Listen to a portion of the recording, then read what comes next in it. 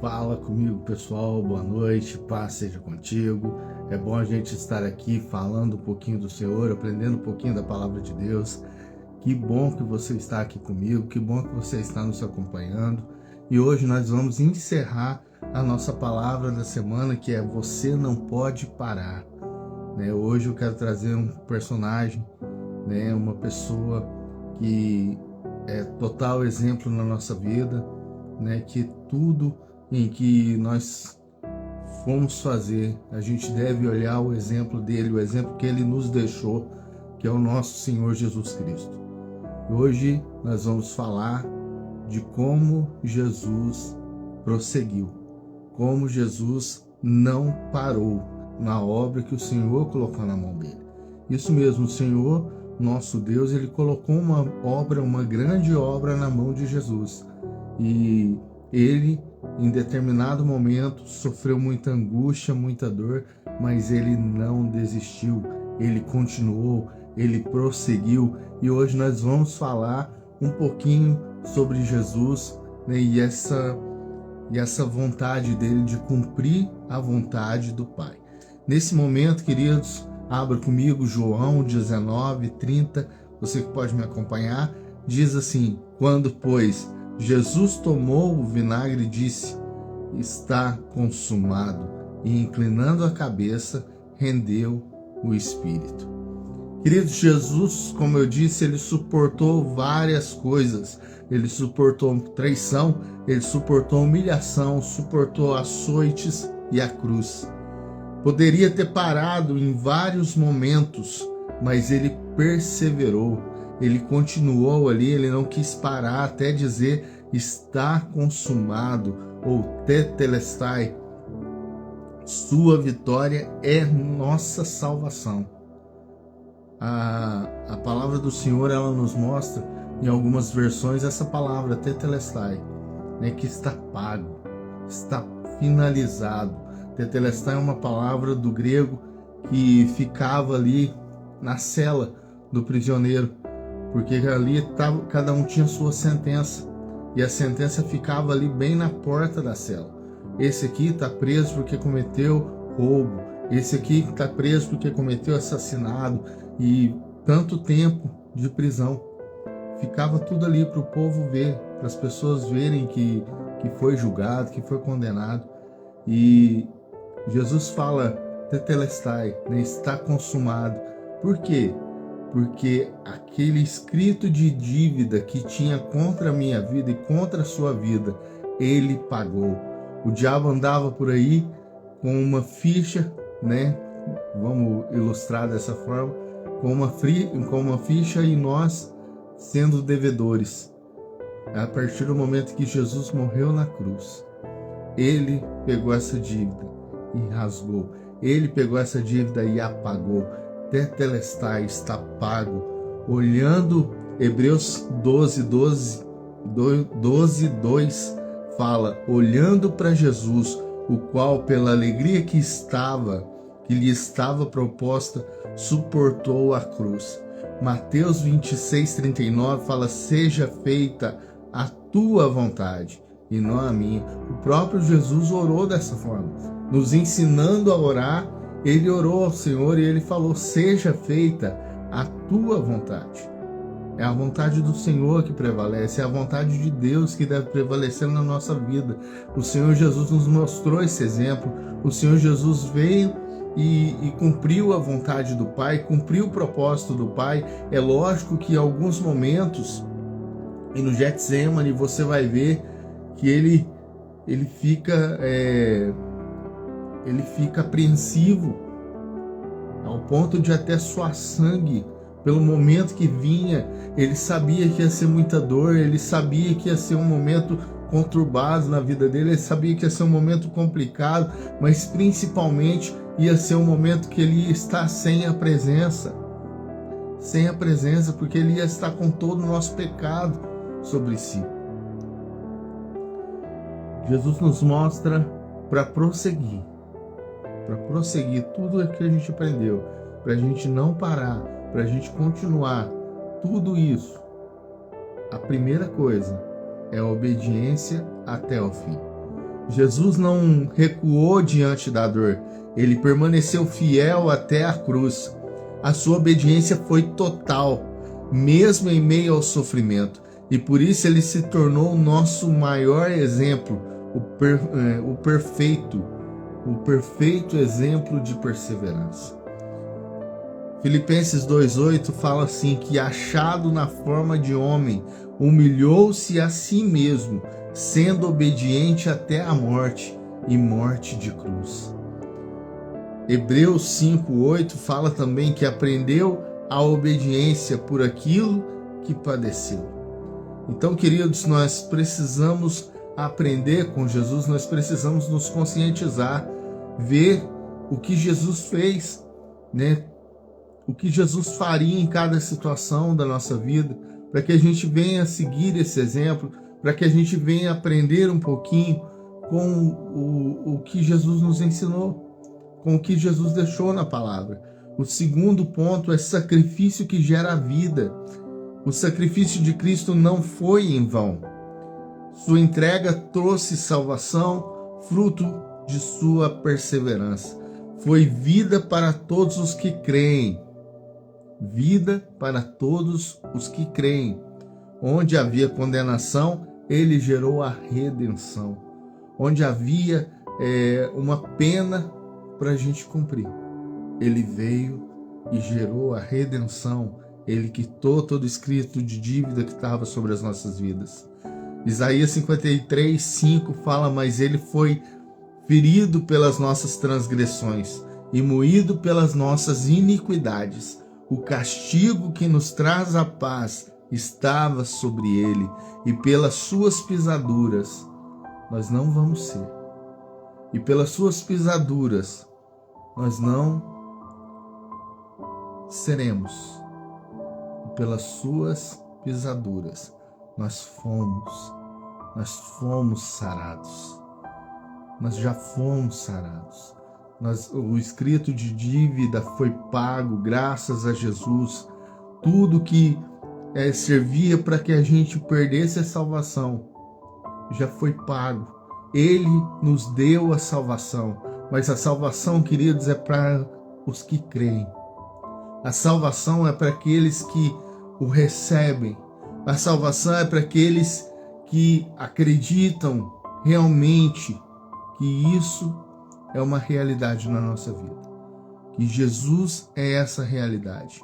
João 12:24 fala que na verdade, vos digo que se o grão de trigo caindo na terra não morrer, ficará ele só, mas se morrer, dá muito fruto. Então foi uma coisa que foi necessária, foi uma coisa que foi já um propósito do Senhor para a vida de Jesus. Mas o que muitos pensam que ele ficou na cruz, ele morreu ali, acabou.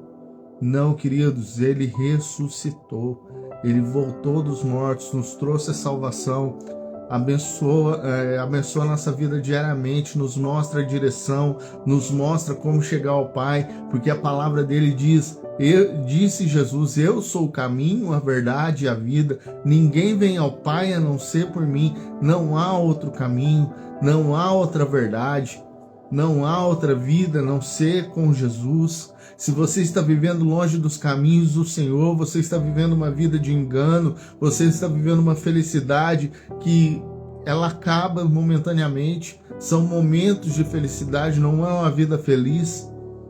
E nesse momento a gente precisa entender isso. E o terceiro ponto, mostrando que Jesus não desistiu e a gente não pode desistir, a gente não pode parar. Você não pode parar, queridos. A vitória ela foi consumada. A cruz não foi o fim, mas a confirmação da vitória. Quem persevera no propósito experimenta a ressurreição. Porque em Cristo a obra foi consumada e a vitória já está garantida. João 19:30 diz assim: está consumado. Como eu disse, tetelestai, está pago, está pago. tudo está pago, cumpri a minha missão, mas de fato Cristo ressuscitou dentre os mortos e foi feito as primícias dos que dormem. 1 Coríntios 15, 20. Queridos, a gente falou muito essa semana sobre você não pode desistir. E eu quero deixar essa palavra para você hoje. Você não pode desistir. Você deve continuar aquilo que Deus entregou na sua mão. Você deve colocar o teu propósito na presença de Deus e pedir a Ele, mesmo que você esteja desanimado, mesmo que você esteja angustiado, que você não saiba mais de onde tirar forças. Fale com o Senhor, entregue os seus problemas ao Senhor, diga para Ele: Senhor, eu preciso de ajuda, eu preciso cumprir a tua palavra, eu preciso cumprir a tua promessa para a minha vida. Eu preciso cumprir esse propósito. Eu preciso me esforçar. Você não pode parar. Existem pessoas que estão precisando dessa palavra que você carrega. Existem pessoas que estão precisando disso que você carrega, que o Senhor colocou em você. Colocou em você. Não colocou a mesma palavra em mim. Ele colocou uma palavra em você. Em cada um de nós o Senhor coloca uma palavra de conforto, uma palavra de consolação, uma palavra até de confronto. Mas nós não podemos parar, nós devemos continuar essa obra do Senhor nas nossas vidas. Para concluir, se Jesus não parou na cruz, qual que é o nosso maior exemplo? Jesus. Jesus não parou na cruz, ele não parou no Getsemane, ele não parou antes de iniciar seu ministério. Mas se Jesus não parou, nós também não podemos parar em nossas lutas. Nossa vitória está em continuar até o fim. A gente deve perseverar. Persevere. Se você quer ser abençoado, se você quer ter uma vida abençoada pelo Senhor, uma vida na direção do Senhor, continue. Continue, não olhe para o lado, não se distraia, continue focado no Senhor, continue com seu foco em Jesus. Não olhe para pessoas, olhe para Jesus. E eu tenho certeza que o Senhor irá te direcionar e te colocar no propósito correto, na forma que você deve realmente estar trabalhando. Nesse momento eu gostaria de orar por você. Eu gostaria que você nesse momento fechasse os seus olhos. Deixa o Senhor falar com você. Deixa o Senhor tocar na tua vida nessa noite. Pai, eu quero te agradecer, Senhor, pela vida de cada um que está presente nessa live. Cada um, ó Pai, que o Senhor tem colocado, ó Deus, no coração para estar aqui. Cada um que o Senhor tem, ó Pai, despertado, Senhor, a aprender um pouquinho mais da tua palavra. Espírito Santo do Senhor, visita, Pai. Visita, Senhor, e enche, Senhor, essa vida agora com a tua presença. Senhor, que se for para trazer, ó Pai, um arrependimento, Senhor, que o Senhor toque esse coração agora, a se arrepender, a voltar aos caminhos do Senhor, a voltar na tua presença. Pai, nós precisamos tanto andar na direção do Senhor, nós precisamos tanto andar nos propósitos do Senhor, e nesse momento, Espírito Santo do Senhor, visita essas vidas. Fala, Pai, sobre a vida de cada um. Toca o coração, ó Deus, e que o Senhor venha manifestar essa palavra. Que cada um, ó Deus, que venha ouvir essa palavra, venha ficar com ela gravada no seu coração. Você não pode desistir. Eu não posso desistir. Nós não podemos desistir. Nesse momento, Pai, eu te agradeço em nome de Jesus. O Senhor abençoe, ó Pai, cada vida, Senhor, nessa noite. E de agora para sempre. Amém, Senhor. Amém. Queridos, e é isso. A gente encerra aqui a nossa série de mensagens. Você não pode parar, mas a live não para. A live não pode parar. Segunda-feira, às 22 horas, eu estarei aqui com uma palavra nova para você, uma palavra preparada. Nós estamos já buscando a direção do Senhor. Eu tenho certeza que o Senhor vai falar muito com você. Eu tenho certeza que o Senhor quer tocar na tua vida, quer transformar a tua história. Mas a gente precisa aprender. A gente precisa entender qual que é o caminho que o Senhor quer que eu siga. qual que é a direção que o Senhor quer para minha vida. Existem muitos apontando, vai por ali, vai para lá, vai para o outro lado, mas quem tem a direção correta é só o Senhor, é só Jesus. Como eu disse, João 14:6, eu sou o caminho, a verdade e a vida, ninguém vem ao Pai a não ser por mim. Então, nesse momento, que você busque a direção de Jesus mesmo, que você abra o teu coração para Jesus, diga para Ele: Senhor, vem me visitar, vem fazer morada no meu coração, vem tocar, Senhor, na minha vida de forma sobrenatural, aquilo que eu nunca senti, que o Senhor venha fazer eu sentir, que eu venha estar na tua presença. Semana que vem a gente vai estar falando sobre a presença e como a gente buscar a presença, o que falar sobre a presença. A gente vai falar sobre vários assuntos, como eu falei essa semana. A gente vai pegar vários personagens e falar sobre eles, como eles buscaram a presença do Senhor, e a gente aprender também os caminhos que a gente deve seguir. Que Deus abençoe sua vida. Não esqueça de compartilhar, não esqueça de curtir, não esqueça de comentar. Deixe seu comentário aí, eu vou estar orando por você depois, durante a semana, e que Deus possa abençoar mesmo a tua vida, a tua história, a tua casa, a tua família, e que você tenha dias abençoados aí na presença do Senhor, e te espero na segunda-feira às 22 horas. Eu te abençoe em nome de Jesus.